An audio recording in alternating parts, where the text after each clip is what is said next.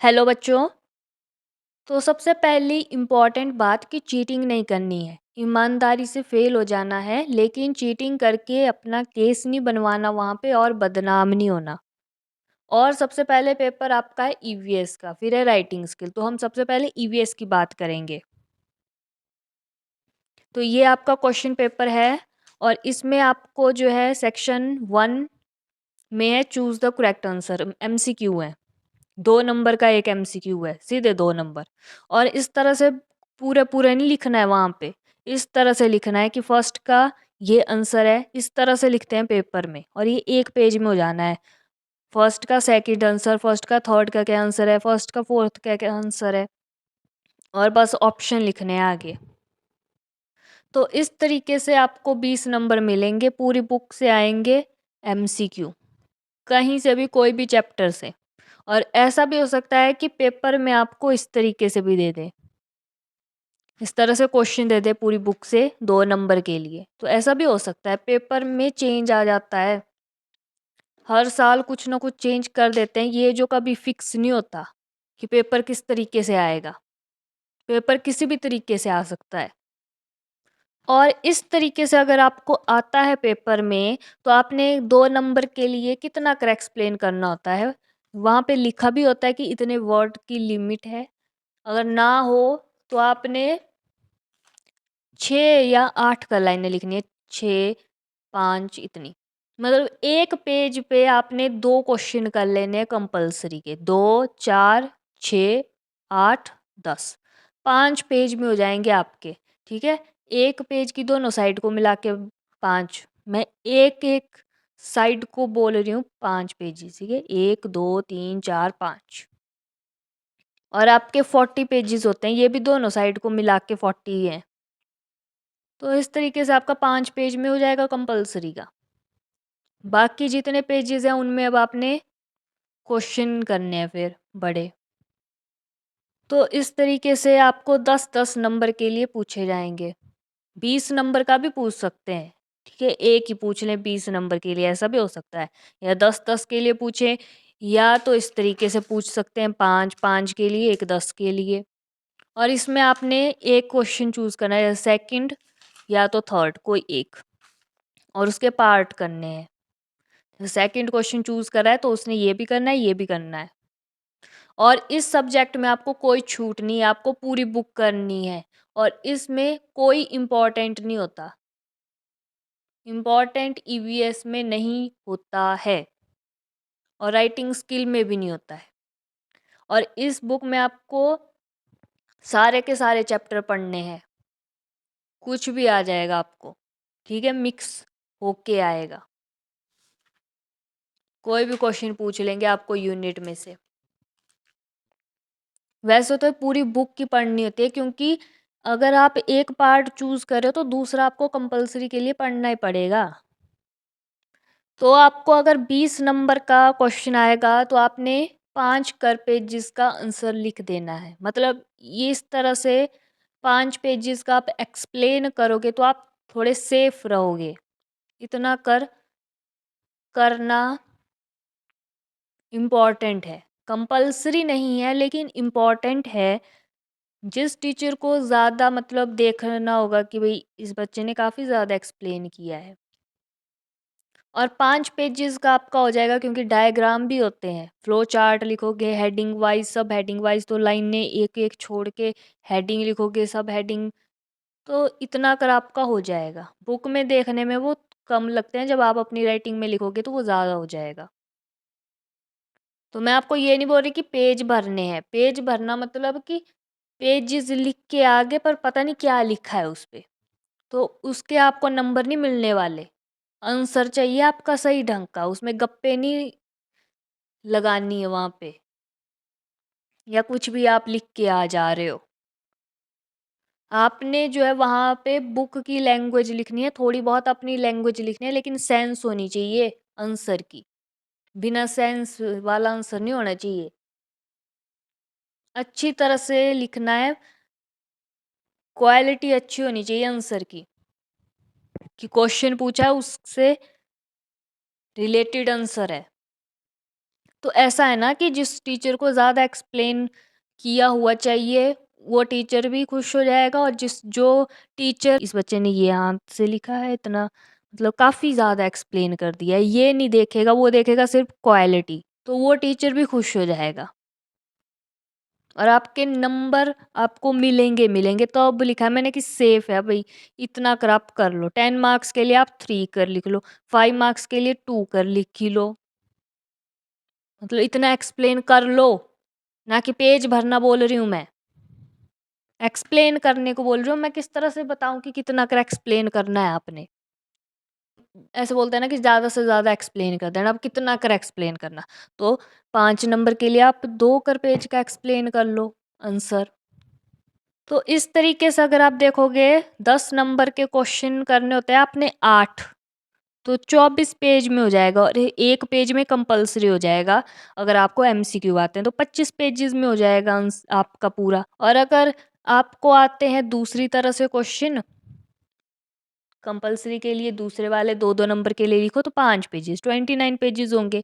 अगर आप 10 नंबर के लिए 4 लिख रहे हो पेज, तब भी 32 पेज में हो जाता है, 33 हो जाएंगे अगर एमसीक्यू आते हैं। अगर इस तरह से तो 37 हो जाएंगे।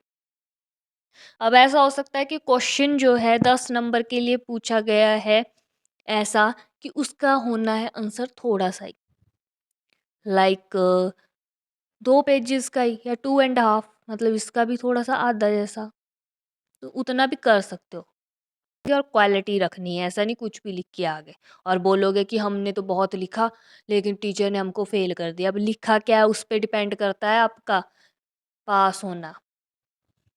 और ईवीएस जो है आप हिंदी में भी दे सकते हो इसका पेपर, और इंग्लिश में भी, लेकिन आंसर शीट है जिसकी बाहर जो होती इंफॉर्मेशन वहाँ पे लिख देना होता है ना कि आंसर आप किस में लिख रहे हो। आंसर शीट में इंग्लिश मीडियम में लिख रहे हो कि हिंदी मीडियम में, तो वहाँ पे हिंदी लिखना है, क्योंकि आप आंसर अंदर क्या लिख रहे हो, हिंदी में लिख रहे हो। आप साइंस के स्टूडेंट हो, आप हिंदी में लिख रहे हो, तो वहाँ पे बाहर लिखना है हिंदी, और पूरी इन्फॉर्मेशन ठीक ढंग से लगाया करो। आप हो रेगुलर स्टूडेंट। सप्ली वाले सप्लीमेंट्री पे टिक लगाएंगे या लिखेंगे वहाँ पे जो भी होते हैं आपके आंसर शीट। रोल नंबर साफ साफ लिखा करो, बड़े बड़े अक्षरों में लिखा करो जिससे क्लियर दिखे, ऐसे कीड़े मकोड़े नहीं लिखने होते। और आपने यूनिट देख लेनी है कितने चैप्टर हैं इसमें, अपनी बुक के अकॉर्डिंग, जो भी आपकी बुक है। जैसे यूनिट 1 है तो इसमें कितने चैप्टर हैं, तो जिनके पास दिनेश की बुक है तो उसमें इस तरह से है। यूनिट 1 में आपका ये वाला चैप्टर आता है, इकोसिस्टम आता है, बायोडाइवर्सिटी आता है। और ऐसा भी होता है कुछ टॉपिक जो होते हैं यहाँ पे दिया होगा स्टार्टिंग में जैसे, और दिया होगा अगले चैप्टर में, तो ऐसा भी होता है। तो आपने जब पढ़ लेना तो उसके बाद यहाँ से टॉपिक देख लेने कि मैंने कुछ छोड़ा तो नहीं, और करने आपने कंप्लीट कंप्लीट चैप्टर है। ठीक है, इसमें आप ऐसा कर सकते हो कि आप इन दोनों को अच्छी तरह से कर लो, और इसका थोड़ा आप पढ़ो, लेकिन थोड़ा कम कम पढ़ो, क्योंकि अगर पेपर में जिसने ये किया होगा यहाँ से क्वेश्चन नहीं आया, यहाँ से और यहाँ से आया, तो इसका भी आप लिख पाओगे। तो आपको कोई चॉइस नहीं है, आपने तीनों करने हैं। लेकिन आप ऐसा कर सकते हो कि 2 चैप्टर बिल्कुल परफेक्टली कर लो, मतलब कंप्लीट, कोई भी टॉपिक मत छोड़ो, इस तरीके से। और इसमें आप थोड़ा छोड़ छोड़ के पढ़ सकते हो, नॉलेज रख सकते हो। तो इस तरह से इन दोनों को कर सकते हो, इन दोनों को कर सकते हो। जिसने पढ़ने होंगे तीनों, वो तीनों पढ़ लो अच्छी तरह से, क्योंकि हॉलीडेज़ भी आपको काफ़ी हैं। और जिन्होंने पहले भी पढ़ा है पूरी साल, तो उनके लिए तो और भी ईज़ी है। रिवीज़न उन्होंने पहले किया होगा तो आसानी होती है। और सभी ने पेपर ये जो है पूरा करके आना है, कोई भी क्वेश्चन नहीं छोड़ना है। आप अपनी लैंग्वेज में भी आंसर लिख सकते हो वहाँ पे, लेकिन छोड़ के नहीं आना है, और पूरी बुक का पढ़ना ही पढ़ना है कुछ ना कुछ। जैसे यूनिट 2 है तो एक कंप्लीट ये तो पढ़ना ही पड़ेगा। इनमें आप कोई चॉइसेस रख नहीं सकते, क्योंकि ऐसा हो सकता है इसका क्वेश्चन इसके साथ भी दे दे, कोई पता नहीं है, आपको पढ़ना पड़ेगा सारा। इसमें ऐसा कर सकते हो कि एक चैप्टर ढंग से पढ़ लो, और एक चैप्टर का थोड़ा छोड़ छोड़ के पढ़ो, या तो दोनों को ही पढ़ लो। तो जो ड्रग वाला चैप्टर आप सभी ने यहाँ से कर लेना है, ठीक है। इसमें है लास्ट में, जैसे पढ़ लेना है आपने। जैसे ऐसे डायग्राम आप बना ही सकते हो पेपर में, इस तरीके से भी बना सकते हो। डायग्राम आपने पेन से बनाने हैं, पक्का काम करना है, वहाँ पे पेंसिल वाला काम नहीं करना, वो मिट जाता है। या पहले पेंसिल से बना लो, उसके ऊपर से पैनल कर लो पेन से। तो क्वालिटी रखनी है, क्वांटिटी रखनी है, डायग्राम बना देने हैं, हेडिंग वाइज आंसर लिखना है, सब हेडिंग, फ्लो चार्ट बना लो, बस। तो सभी ने पूरा पेपर करना है 100 आउट ऑफ 100 के लिए, और 40 नंबर से पास होते हैं। 40 नंबर है फिक्स आपके लिए। हिमाचल प्रदेश में 40 नंबर लेने पड़ेंगे आपको ईवीएस में, तब होंगे आप पास। और जिन बच्चों ने पहले भी रिवीजन किया है, तो अब ऐसा है, अच्छी तरह से पढ़ लो और आग लगा दो वहां पे। पूरे 100 आउट ऑफ 100 लेने हैं। 90 की लाइन में तो आ ही जाओगे। जब आप 100 आउट ऑफ 100 के लिए पढ़ोगे तो 90 की लाइन में आ ही जाओगे, और 100 भी आ सकते हैं। जब आप ज़्यादा को टारगेट रखते हो तो वो भी मिल जाता है, या तो उससे थोड़ा कम मिलता है, लेकिन बेस्ट मिलता है।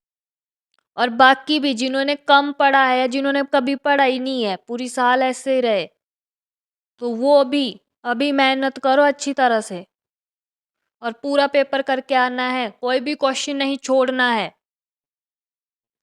अब हम राइटिंग स्किल की बात कर लेते हैं।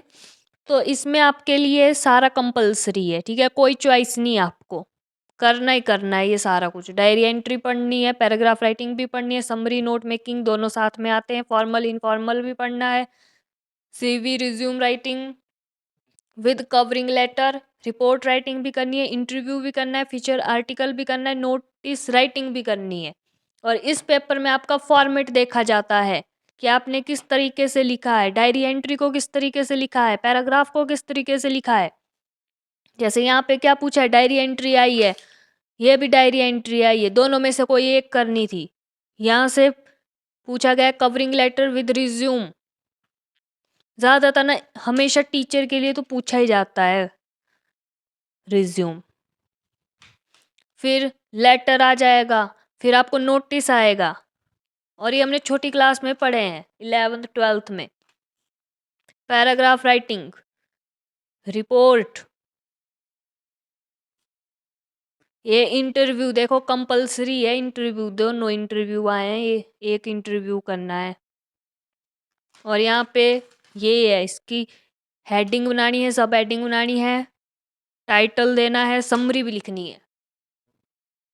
और आप ऐसा कर सकते हो थोड़ा सा कि एचपीयू के क्वेश्चन पेपर देखने सिर्फ राइटिंग स्किल के, ठीक है, राइटिंग स्किल के ही क्वेश्चन पेपर देखने आपने एचपीयू वाले, और वहाँ पे जो उनके क्वेश्चन पेपर पे पैराग्राफ हैं और फीचर आर्टिकल हैं उनको पढ़ लेना अच्छी तरह से। लेकिन अब ऐसा नहीं होगा कि आप अब कमेंट में लग जाएंगे कुछ बोले, हम एचपीयू के कर लें फीचर आर्टिकल पैराग्राफ तो हम पास हो जाएंगे, तो ऐसा नहीं होता। मैं इसलिए बोल रही हूँ क्योंकि उनको आप अच्छी तरह से पढ़ लोगे तो एक आधा ही जाएगा पेपर में, क्या पता आना नहीं आना, मुझे क्या पता। और ये कोई फिक्स थोड़ी है कि आ ही जाएगा वहाँ से भी।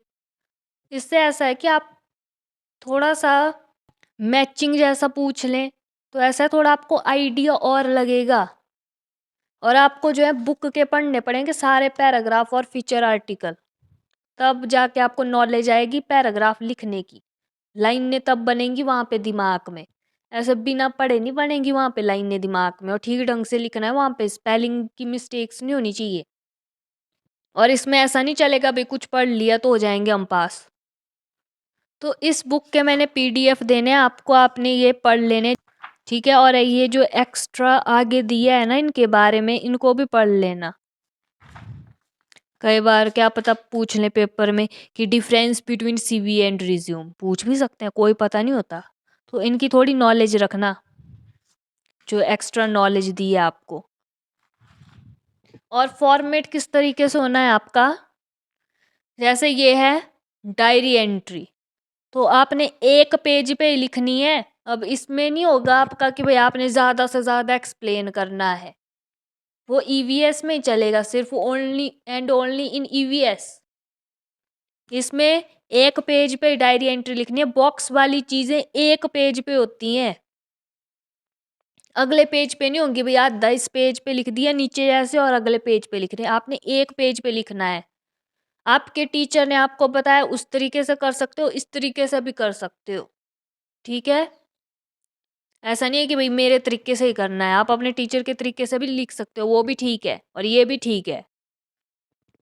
तो डायरी एंट्री का फॉर्मेट इस तरीके से होगा कि एक लाइन छोड़ देनी है, फिर डे लिखना है, डेट लिखनी है, टाइम लिखनी है, फिर एक लाइन छोड़नी है, डियर डायरी, यहाँ पे लाइन छोड़नी है, फिर लिखना है क्या क्या है, उसके बाद लाइन छोड़नी, फिर नेम लिखना जो लिखा होगा यहाँ पे, इसका ध्यान रखना है। लाइन को पढ़ के वही नेम लिखना है नीचे, और लिमिट भी दी होती है, और ये एक पेज पे ही होगा बॉक्स वाला। उसके बाद पैराग्राफ राइटिंग है, तो यहाँ पे थोड़ा सा स्पेस छोड़ना है, फिर लिखना है। इस तरह से हेडिंग डालनी है ब्लैक पेन से, एडवांटेजेस ऑफ इंटरनेट जो भी है, फिर एक लाइन छोड़नी, फिर यहाँ पे थोड़ा सा स्पेस छोड़ना, फिर लिखना पैराग्राफ। और पैराग्राफ की लिमिट दी होती है भी इतने वर्ड की लिखनी है आपने।